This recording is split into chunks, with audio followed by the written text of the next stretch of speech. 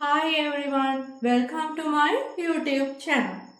Do you know how to pronounce this word? There are two pronunciations. එතකොට මොනවද pronunciation දෙක මේ word එකේ? address. address කියුවහම එකෙන් කියන්නේ ලිපිනය. address කියුවහම අපි සභාවක් ආමන්ත්‍රණය කිරීමක් තමයි සිදු කරන්නේ. ඉතින් මම හිතනවා මේ වර්ඩ් එකේ ගොඩක් දරුවෝ දන්නව ඇත්තේ ඇඩ්‍රස් කියන එක විතරයි. ඇඩ්‍රස් කියන්නේ ලිපිනය. හැබැයි ඇඩ්‍රස් කියුවහම සභාවක් ආමන්ත්‍රණය කිරීමකදී අපි ඇඩ්‍රස් කියලා කියන්නේ.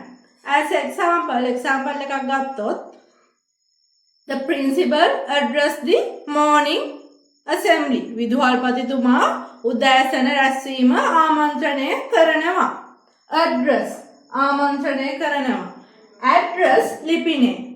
ඈ කියලා කියනවා නම් අපි address කියලා කියනවා නම් ලිපිනය address කියනවා නම් ආමන්ත්‍රණය කරනවා. මම හිතනවා දූල පුතාලා පොඩි හරි දෙයක් ඉගෙන ගන්න ඇති කියලා.